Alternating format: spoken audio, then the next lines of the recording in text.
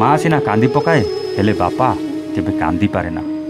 माँ सीना पणत कानी लुह चापी पारे ना हेले बापा छाती को पथर करी छिंडा गामुछारे छलना करि पारे। आपण माने भाबुथिबे आज कहानी आरंभ कहीं आम एमती कहूँ खाली कहूनु आज्ञा ये एमती गोटे पुअर बापा माँ को कहानी खाली आमे नुह आज्ञा आपण देखिले भी आपण को आखिर लुह को संभाली पारिबेनी। टिके नजर पकांतु ए माँ को आखिरे आखिए लुह किछि पचारिले खाली भो भो होई कांदुछि। आउ ए बुढ़ा बापा को देखिले छाती छातीए कोह तथापि निजर सबु कष्ट को छाती चापी स्त्री की बुझौचंती धैर्य धर सबू ठीक है जीवो। हेले एमाने ए जिलापाल ऑफिस रे कौन करुछंती कौन घटिछि ए बापा माँ दी जनक सहित एसबू जानिबा आजिर ए हृदय विदारक दुख भरा कहानी रे। हेलो हाय नमस्कार स्टोरी विथ प्रतापर आउ एक नुआ कहानी को आपन को स्वागत। माँ निजको संभाली न पारी भो भो ही कांदुथला आउ बापा छाती रे पत्थर रखी माँ को बुझौथला व्यस्त हुओनी भगवान अछंती सबकिछि ठीक करदेवे।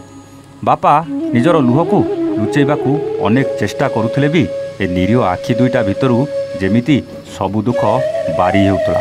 ए बापार आखि भितरे अनेक दिनरू लुह गुड़ा जेमिति हिमालय पर्वतर से बरफ खंड भली जमी जाइथिला सत किंतु छाती भितरे थिबा से हृदयटा चित्कार करी कहूतला हे प्रभु काहेकि एते कष्ट दउछ।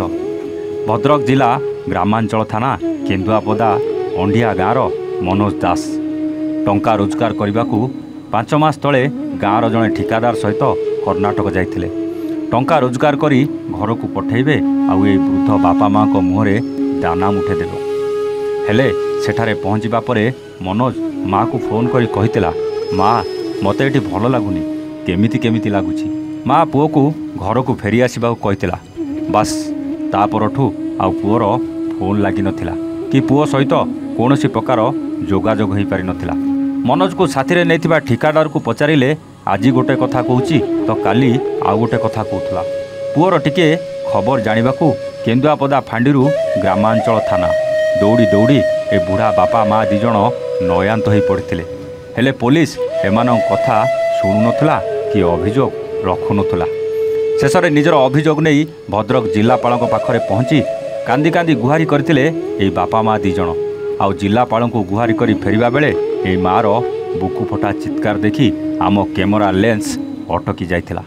आउ सबु कथा तांको ठारू सुनिला परे आम आखिरु भी लुह आसी जाइथिला। आज्ञा जिलापाल ए बुढ़ा बापा माँ को दुख शुणिचंती तुरंत अभियोग ग्रहण करी केस रेजिस्टर करने को पुलिस को निर्देश देइचंती। दर्शक बंधु पुलिस कहा पाई अछि जनता को पाई तो तांकरी सेवा करिया पाई अछि तो हेले पुलिस एठी कहा सेवा करुछि कहले कौन एमाने गरीब आउ मड़ी मुंडिया बोली एमान कथा शुणिबेनी अभियोग रखिबेनी एमानकू देखिले आखिरे लुह आसी जाउछि। आज्ञा आउ ए पुलिस एते निष्ठुर केमिति हेई पारिला। हो पुलिस बाबू तमे पछरे पुलिस आगे जणे मनीष सेई मनीष पणियारे एमानको दुख टिके देखि पारलनी ना से ठिकादार किछि मोटा आंकर देई देइछि बोली तम मनीष पणिया कुआडे हजिगला। जिलापाल आदेश देला परे अभियोग रखिबो। दर्शक बंधु एई बुढ़ा बापा मार पुओ मनोज कोठी अछि केमिति अछि ए दुनिया रे अछि कि नाही काहाकू भी जणा नाही। हेले ए पुलिस ठिकादार को धरी ताकू पचारिबा बदल रे बुढ़ा बुढ़ी दी जण को फांडीरू थाना दौड़ौथिले।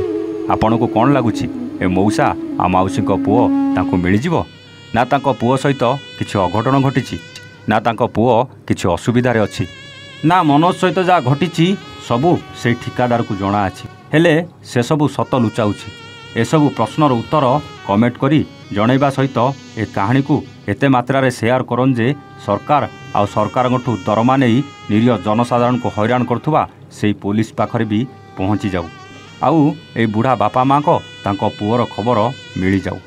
दर्शक बंधु रंग नंबर रो कहानी को आपण माने एते भल पाइबा देइछंती आउ आपण को आग्रह को देखी आमे खूब शीघ्र पूरा कहानी आपण को सामना को नहीं आसीबू प्रतिदिन राति 9टारे।